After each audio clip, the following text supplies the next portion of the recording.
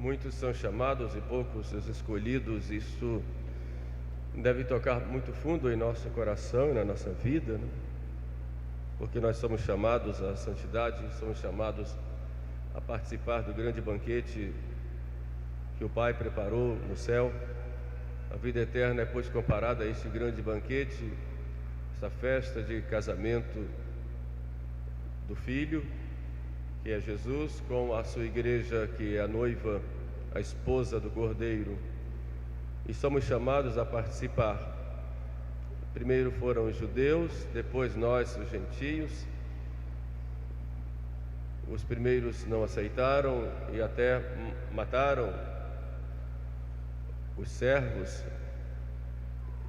e ainda acontece isso em muitos lugares. Os servos de Deus são mortos por aqueles que rejeitam a participação nesse banquete do céu. Mas nós estamos aqui. Porém, a condição que Deus coloca para entrarmos nesse banquete, para entrarmos na vida eterna, é termos uma veste nupcial. Quando nós fomos batizados, o sacerdote colocou sobre nós uma veste, dizendo: recebe esta veste branca, que procurarás levar sem mancha, imaculada, até o tribunal de nosso Senhor Jesus Cristo, para teres a vida eterna. Esta veste nupcial nós recebemos no batismo, é a veste da graça, a graça santificante. E para todos nós que atendemos ao chamado de Deus, nós temos que ter essa veste, temos que ter a graça santificante. Um grande cientista, Arquimedes, dizia que se dessem a ele uma alavanca fora do mundo, ele conseguiria mover o mundo. Alguns comentadores do Evangelho, usando essa expressão dele, diziam que o que move o mundo, o que pode mover esse mundo, é a graça santificante. Por isso, toda a pregação, toda a ação da igreja deve ser para que todos vivam na graça. Se nós conseguíssemos que os homens vivessem na graça de Deus, os problemas praticamente todos estariam resolvidos. Então nós temos que trabalhar muito nisto. E todo o nosso apostolado deve ser para levar as pessoas a viverem em estado de graça.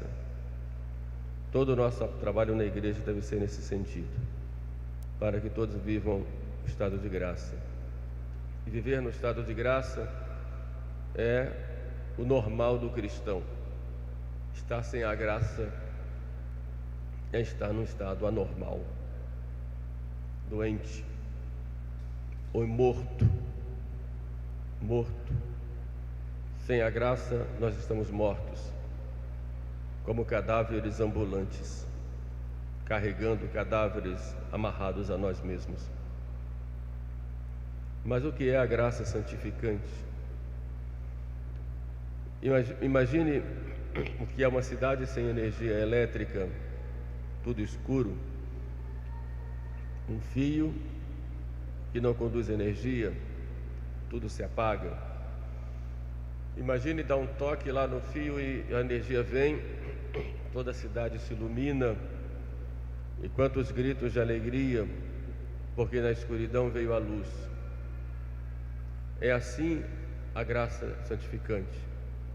Quando estamos sem ela, estamos nas trevas, escravos do demônio. E quando estamos com a graça, estamos com a luz, que é Cristo. Mas em que consiste a graça santificante? A graça santificante é uma qualidade da alma, através da qual nós participamos da vida divina. Somos deificados. Evidentemente não nos tornamos deuses no sentido da natureza, mas pela graça santificante há em nós uma vida sobrenatural, que está acima de toda a vida natural. É a vida do próprio Deus em nós. Participamos do tronco que é Jesus, recebendo esta seiva, que é a vida do próprio Deus em nós, em Jesus Cristo e no Espírito Santo. E quem nos diz isso é o próprio Jesus: aquele que me ama, meu Pai o amará, e nós viremos a Ele, e nele faremos morada. Portanto, a graça é o amor de Deus em nós, e o amor de Deus em nós correspondido. Aquele que me ama, meu Pai o amará, e nós viremos a Ele, e nele faremos morada. Por isso, estar em estado de graça é estar habitado pela Trindade, ter a Trindade em nós. Santo Inácio de Antioquia, quando ele foi levado para as feras em Roma, o imperador Trajano, gritando com ele, o chamou de miserável. E ele disse: não chame o cristão de miserável. O imperador perguntou: mas por que não? Ele disse: porque eu trago em mim o próprio Deus. E ele disse, o imperador pergunta: mas como pode trazer o próprio Deus? Eu trago em mim o próprio Deus. E assim é a alma do cristão quando está na graça. Por isso, se estamos na graça de Deus, podem vir as dificuldades, os problemas, as perseguições, e nós não vamos temer nada, porque estamos na graça. Podem vir os inimigos, e nós somos vencedores sempre, mesmo que tenhamos que morrer por causa de Cristo, morrer para não perder a graça. Aquela jovenzinha da Itália, Maria Goretti, quando aquele homem conhecido da casa foi atingi-la e seduzi-la para cometer o pecado contra a castidade, e ela rejeitou e dizia: porque eu não quero perder a graça de Deus. E ele então a ameaçou, e ela preferiu morrer, e recebeu várias facadas, com um só objetivo: não posso perder a graça de Deus. E hoje as pessoas brincam com a graça de Deus, e por causa de uma futilidade, de uma imagem, de uma pessoa, de um momento de prazer, ou para não desagradar alguém, perde-se a graça, joga-se fora esse tesouro, esta vida sobrenatural, em troca de nada, de um momento, de uma situação. Porém, a perda da graça só nos traz dor, tristeza e amargura. Quem vive na graça é sempre alegre, sempre feliz. O mundo pode desabar em torno dele ou dela, mas a felicidade está ali, porque está ali a Trindade. Quem vive na graça é forte. Quia tu és Deus, fortitudo mea, porque Deus é a minha fortaleza, por isso nada temerei. Só uma coisa pode nos fazer medo: é o pecado. Não temo a não ser pecar. Então, Senhor, que eu não tenha respeito humano, e que para ser politicamente correto eu não me deixe levar pela tentação e termine pecando, termine ofendendo a Ti para ficar bem diante dos outros. Temos que ter esse cuidado, porque nós somos muito preocupados com o que as pessoas pensam de nós, e querendo agradar a todos, muitas vezes desagradamos ao próprio Deus.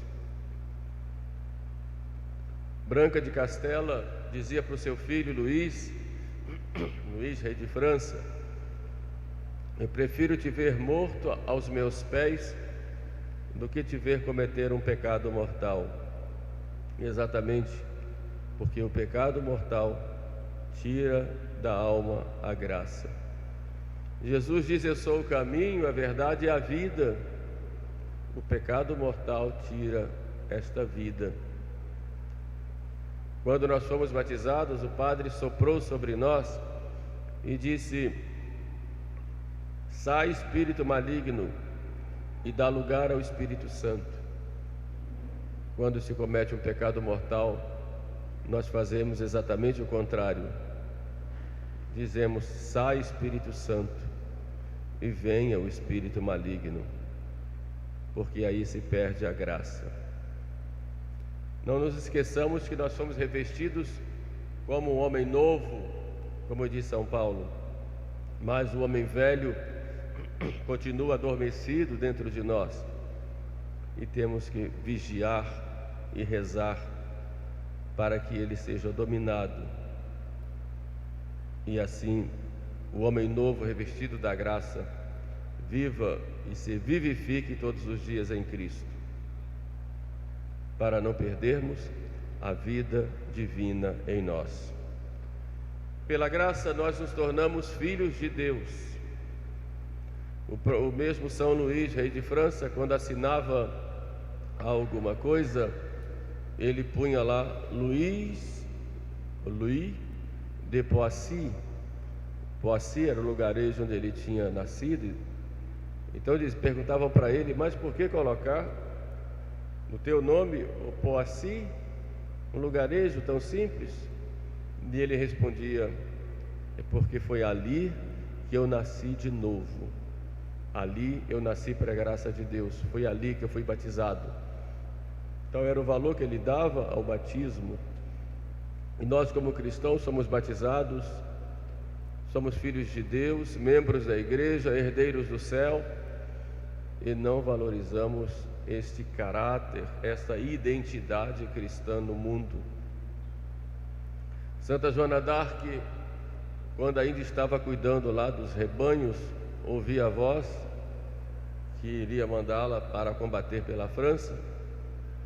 Ela sempre ouvia: vai, filha de Deus, vai, filha de Deus. Pela graça nós nos tornamos filhos de Deus. O batismo nos deu esse caráter de filhos de Deus. Toda a vida de Jesus, sua encarnação, sendo Deus se fez homem, todos os seus sofrimentos, suas pregações, seus ensinamentos, sua paixão, sua morte na cruz, seu sangue derramado, suas chagas, todo o sofrimento de Jesus foi com um só objetivo: de nos tornarmos filhos de Deus. Como diz São João no prólogo: e deu àqueles que creem em seu nome a graça de se tornarem filhos de Deus. Aqueles que não nasceram do sangue, nem do desejo da carne, nem da vontade do homem, mas nasceram pela graça de Deus. Somos esses filhos. E a graça santificante nos dando esse caráter de cristãos, nos tornou filhos de Deus.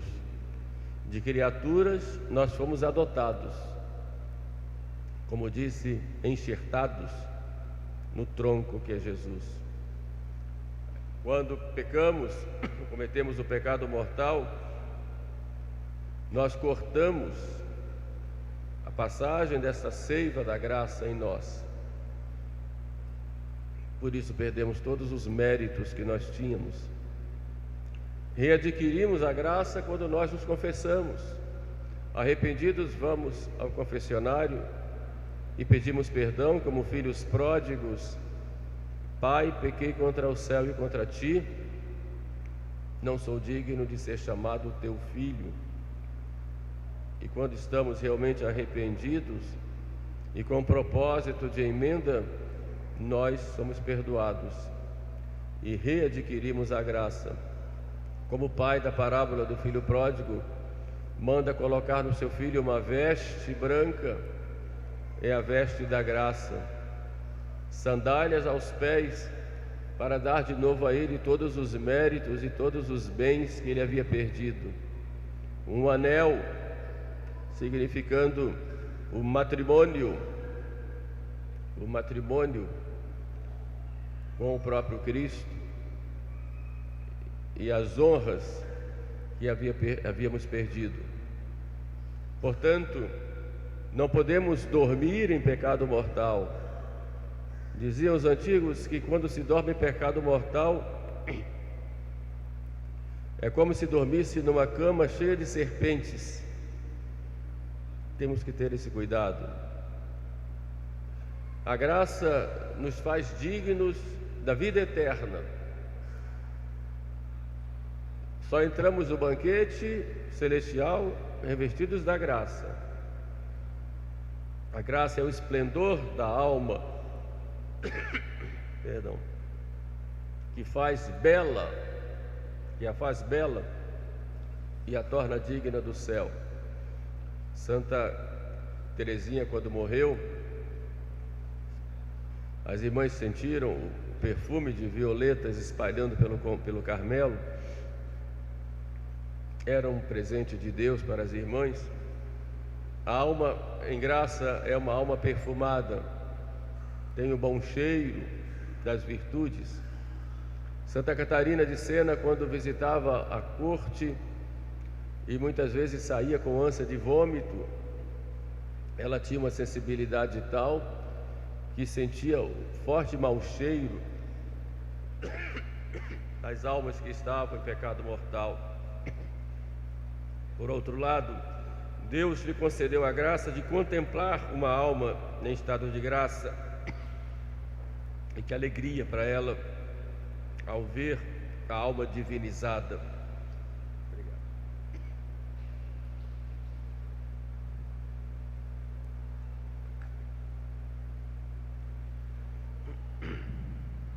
O livro da Imitação de Cristo nos chama a atenção que a única coisa que nós devemos pedir a Deus é a graça. Dai-me, Senhor, a vossa graça, que esta me basta. Gastamos tanto tempo quando rezamos, pedindo tantas coisas passageiras. Eu quero um emprego, quero uma casa, quero me casar, quero ter filhos, quero ter muito bem coisas boas e importantes para a vida humana, mas mais que tudo isto, nós devemos pedir a graça santificante, que eu cresça na graça, que eu viva na graça, que eu participe da vossa vida, Senhor. Sem a graça, nada que nós temos adianta, nada serve para nós. Como diz Jesus, de que adianta o homem ganhar o mundo inteiro se perder a sua alma? De que adianta termos tudo se estamos sem a graça de Deus? Quando pecamos, nós terminamos escolhendo errado, deixando a graça, que é esse grande tesouro na nossa vida, por coisas tão passageiras e mesquinhas. Portanto, vestir essa veste nupcial tão necessária na vida da igreja, que nos torna filhos de Deus, que nos leva para o céu, que nos dá a vida do próprio Deus, isso deve ser a nossa prioridade. Não só adquirir a graça que nós perdemos depois que pecamos, mas procurar fazer crescer a graça com a oração, com os sacramentos, com as boas obras, para que, crescendo na graça, tenhamos cada vez mais a vida de Deus em nós. Uma perseguição que houve lá na Europa com a invasão dos vândalos, havia um homem importante na época chamado Eupidoro, que quando vieram os vândalos ele apostatou. Então foi atrás dele o diácono que o tinha batizado, levando a veste, que hoje nós chamamos de mandrion, aquela veste que coloca na criança. Ele levando a veste do batismo dele e mostrando para ele, e dizendo para ele: leva essa veste para você e rasga, porque você pisou nela, porque você sujou. A igreja poderia dizer mesmo para nós hoje: o mesmo. Quantas vezes sujamos a nossa veste nupcial? Porque nós não lavamos agora e purificamos com as lágrimas do arrependimento e com uma boa confissão, senão não vale a pena tê-la, é melhor rasgá-la. Foi essa a posição do diácono.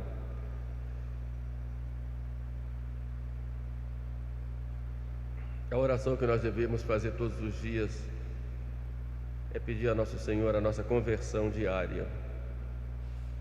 Senhor, que eu me converta. Senhor, que eu mude de vida. Dai-me a vossa graça, graça do arrependimento sincero, de um firme propósito de emenda. Esta semana eu tive a oportunidade de, não de assistir, mas de estar muito próximo da morte de um grande paroquiano, amigo, que teve a graça de se preparar bem para a morte já anunciada, a família estava junto, ele rezando. Ele cantava na igreja como salmista, e antes dele agonizar, ele recebeu todos os sacramentos, bênção papal, viático, etc. Antes dele agonizar, ele começou a cantar salmos. E dizia: ela está aqui, referindo-se a Nossa Senhora. Mas dizia também que estava lá o demônio para acusá-lo dos pecados, mas que Nossa Senhora estava com ele. Depois começou a cantar salmos e dizia aquele salmo de Davi, que prenda minha língua ao céu da boca, se eu me esquecer de ti, Jerusalém. E parava olhando, como se estivesse contemplando alguma coisa, e repetia: que minha língua prenda ao céu da boca, se eu me esquecer de ti, Jerusalém. E deu um tapa no leito e disse: com ela eu vou entrar triunfante. E depois não se ouviu mais nada. Precisamos confiar em Nossa Senhora, sobretudo se estamos no estado de pecado, pedindo a ela o arrependimento e pedindo a ela a graça de uma verdadeira conversão, e vivermos apegados a ela o tempo todo, para que o demônio não venha nos atingir, nos acusando do pecado da vida passada, e com Maria nós conservarmos a graça e procurarmos crescer, para que com ela entremos triunfantes no céu. Louvado seja nosso Senhor Jesus Cristo.